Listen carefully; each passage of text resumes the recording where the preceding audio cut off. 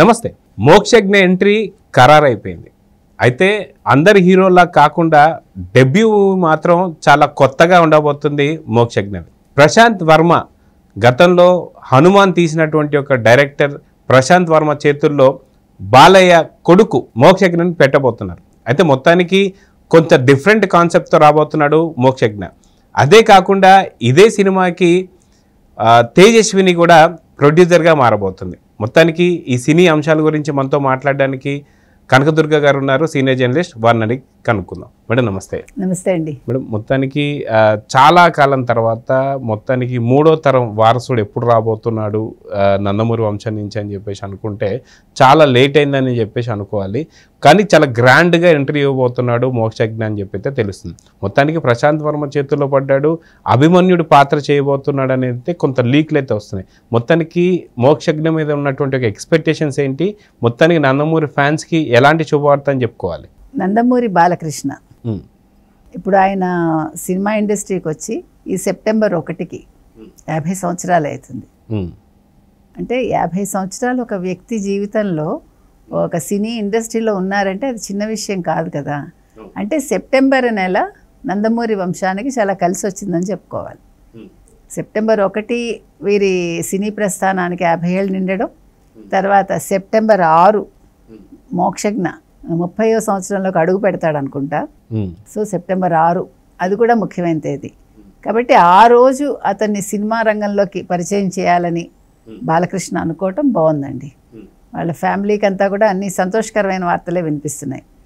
2024 అన్ని రకాలుగా కూడా బాలకృష్ణ గారికి కలిసి వచ్చింది. పెద్ద కూతురు బ్రాహ్మణి భర్త విద్యాశాఖ మంత్రి అయ్యారు, ఐటీ మంత్రి అయ్యారు. సరే, వియ్యంకుడు ముఖ్యమంత్రి 4వ సారి అయ్యారు చంద్రబాబు నాయుడు గారు. ఈయన కూడా హిందూపూర్ నుంచి హ్యాట్రిక్ కొట్టారు. చాలా బాగుంది అన్ని రకాలుగా. సో ఈ సమయంలో రెండో కూతురు తేజస్విని నేనేం తక్కువ అంటూ ఆల్రెడీ 3 సినిమాలకి బ్యాక్ ఎండ్లో బాలకృష్ణ గారికి పనిచేశారు ఆవిడ. ఇప్పుడు ప్రొడ్యూసర్గా నిర్మాతగా మారుతోంది ఆవిడ. అది కూడా తన తమ్ముడికి మొట్టమొదటి సినిమాకి ఆవిడ నిర్మాతగా వ్యవహరించబోతున్నారు. ప్రశాంత్ వర్మ తీస్తున్నారు ఆ సినిమా. మీరు చెప్పిన హనుమాన్ ఎవరైతే తీశారో అదే డైరెక్టర్ అనమాట. ఇక్కడ ఇంకో ప్రత్యేకత చూసారా అంటే బాలకృష్ణ గారు ఏదైతే ఉందో ఆదిత్య 369 చాలా సినిమాల తర్వాత చేశారు ఆయన. కానీ మొట్టమొదటి సినిమానే తాతగారి అంశను పుణికిపుచ్చుకున్నాడో ఏమో ఎవరు మోక్షజ్ఞ అభిమన్యు క్యారెక్టర్ చేయబోతున్నారు. పౌరాణికాలకి పెట్టింది పేరు నందమూరి తారక రామారావు గారు. సో ఆ వంశం నుంచి వచ్చి మొట్టమొదటి సినిమా అభిమన్యుడి క్యారెక్టర్ అంటే నిజంగా అదృష్టవంతుడు అబ్బాయి. అంటే తాత వారసత్వాన్ని తండ్రి వారసత్వాన్ని నిలుపుతాడేమో మరి. అంటే సినిమా మొట్టమొదటిది ఏదైనా కూడా అభిమన్యుడి క్యారెక్టర్ అనేది మనకి భారతంలో చాలా ముఖ్యమైన ఘట్టం అండి. అది చాలా బాగుంటుంది కూడా, కానీ చాలా బాధ కూడా అనిపిస్తుంది. కానీ క్యారెక్టర్ పరంగా అభిమన్యుడు చాలా తెలివైన వాడు. సో అటువంటి క్యారెక్టర్ ఎంపిక అనేది చాలా బాగుంది నన్ను అడిగితే. అతని సినీ ప్రస్థానం అనేది ఈ రకంగా మొదలవటం అనేది చాలా అద్భుతంగా ఉంది. ఎందుకంటే పద్మవ్యూహంలోకి ఎంటర్ అవ్వటం అనేది చాలా పెద్ద విషయం అన్నమాట. అందులో ఎంటర్ అవ్వడం అప్పుడు ఆ మెళుకువలన్నీ అతను తెలుసుకుంటాడు తల్లి కడుపులో ఉండి. సో అటువంటి క్యారెక్టర్ అది. ఆ క్యారెక్టర్ని తీసుకుని ఈవిడ నిర్మాతగా వ్యవహరించి తేజస్విని తర్వాత ప్రశాంత్ వర్మ చేయటం అనేది చాలా అంటే వినటానికి కూడా బాగుంది. ప్రజలకు కూడా ఒక ఏమనాలి ఫీస్ట్ అని చెప్పాలి మనం. తప్పకుండా ఇప్పుడు మీరు చూసుకున్నారంటే మనకి పురాణ గాథల హవా నడుస్తోంది సినిమా ఇండస్ట్రీలో. దానికేనండి ఇన్ని వేల సంవత్సరాలు అయినా మనం ఒక మహాభారతం మీద ఎన్ని సినిమాలు తీసాం చూడండి, లెక్కలేనని సినిమాలు. కానీ ఎప్పుడైనా విసుగొస్తుందా? ఏ క్యారెక్టర్ చూసినా మనం ఏ సినిమా చూసినా చూడాలని అనుకుంటాం. ఇప్పటికి కూడా మనం ఒక శ్రీకృష్ణుడు అంటే నందమూరి తారక రామారావు గారు, ఒక శివుడు అంటే నందమూరి తారక రామారావు గారు, ఒక రావణుడు అంటే నందమూరి తారక రామారావు గారు, ఒక వాచకం చెప్పాలంటే నందమూరి తారక రామారావు గారు, అలాగే ఒక వాచకం చెప్పాలంటే ఎస్వి రంగారావు గారు, ఒక వాచకం చెప్పాలంటే సత్యనారాయణ గారు. అంటే వాళ్ళలో ఉండిపోయారు మన కళ్ళ ముందు. అదేవిధంగా కాంతారావు గారు జానపదాలంటే, నాగేశ్వరరావు గారు. అంటే మొత్తం మీరు దేశంలో ఉండే ఎవరిని తీసుకున్నా అంటే ఒక తుకారాం కావచ్చు, ఒక కబీర్ కావచ్చు, సంతులు వాళ్ళందరి క్యారెక్టర్స్ ఆయన వేశారు. అంటే ప్రత్యేకతలు మనం చెప్తున్నాం. అన్నమయ్య క్యారెక్టర్ నాగార్జున వేశారు, వెంకటేశ్వర స్వామిగా సుమన్ వేశారు. ఇవన్నీ ఎందుకు చెప్పుకుంటున్నామంటే మన తెలుగు వాళ్ళ గొప్పతనం. సిఎస్ఆర్ ఆంజనేయులు అంటే శకుని, మనకి అది ఎలా ఉండిపోతుంది మన కళ్ళ ముందు. ఒక శశిరేఖ అంటే ఒక సావిత్రి, ఒక సత్యభామ అంటే ఒక జమున. అది మన డైరెక్టర్స్ గొప్పతనం అండి.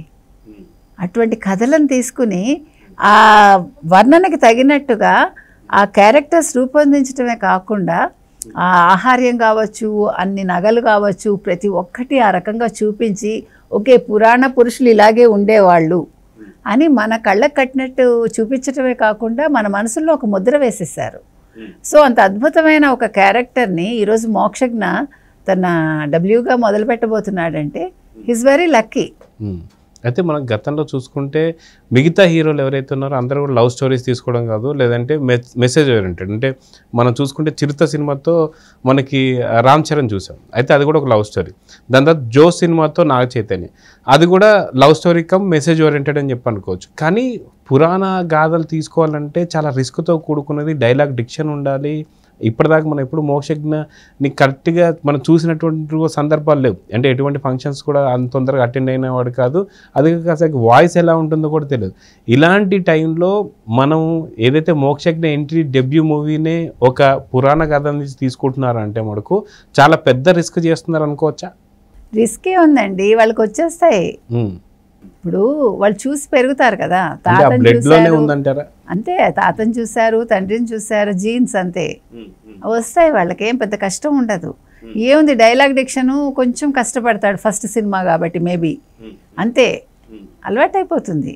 మీరు చెప్పినట్టు ఇంకా మీరు ఇంకోటి మర్చిపోయారు, గతంలో ఫస్ట్ ఎవరైనా ఒక హీరోని ఎంట్రీ ఇవ్వాలంటే కొత్తగా ఏంటో మసాలాలు ఉండాలనుకునేవాళ్ళు, మీకు గుర్తుందో లేదో. అలాంటి ఒక ఎరా కూడా ఉండింది.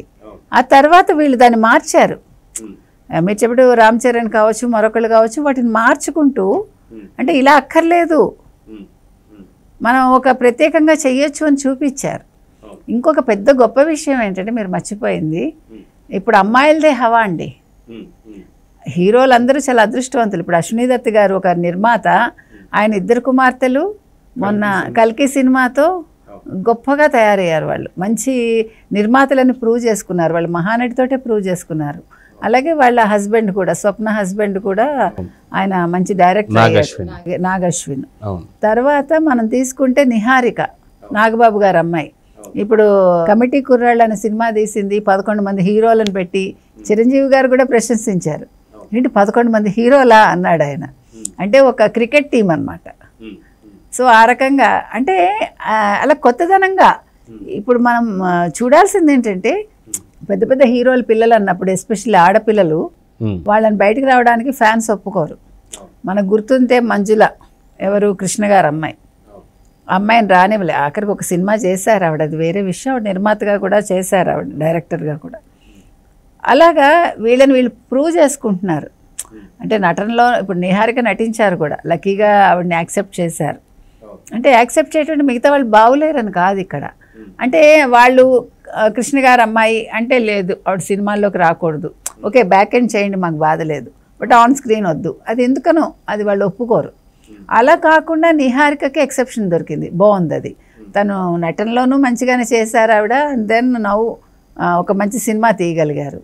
ఇకపోతే ఇప్పుడు తేజస్విని, సరే బ్రాహ్మణి మనకు తెలుసు, ఆవిడ భర్తకు చేదోడు వాదోడుగా ఎలా ఉంటున్నారు, she also very good housewife. ఇంకో గొప్ప విషయం మనం చెప్పుకోవాల్సింది ఏంటంటేనండి, బాలకృష్ణ గారి వైఫ్ని మనం చెప్పుకోవాలి, వసుంధర గారు. చక్కగా పెంచారు ఆవిడ పిల్లల్ని. ఒక సినిమా ఇండస్ట్రీకి చెందిన వ్యక్తులు అయ్యి ఉండి పిల్లల్ని పద్ధతిగా పెంచడమే కాకుండా సరైన టైంలో వివాహాలు చేసి, వివాహాలు అయ్యాక వాళ్ళు ఒక ఇల్లాలుగా ఉండిపోకుండా వాళ్ళు అటు అది ప్రూవ్ చేసుకుంటూ ఇటు వాళ్ళకి నచ్చిన ఫీల్డ్లో వాళ్ళు కొనసాగటం అనేది మనం అందరం కూడా మెచ్చుకోవాల్సిన అంశం. అది సెప్టెంబర్ 6 అన్నాం కదండి, 6 అనే సంఖ్య యాక్చువల్గా కళలకు సంబంధించింది కాబట్టి 6 అనే సంఖ్యతోటి ఆ రోజు ఆయన ఎంట్రీ ఇవ్వబోతున్నారు కాబట్టి తప్పకుండా సినిమా రంగంలో ఆయన తను ప్రూవ్ చేసుకుంటారని అనుకుందాం. చూద్దాం మేడం, అంతా మంచి జరగాలని అయితే కోరుకుందాం. నమస్తే. నమస్తే.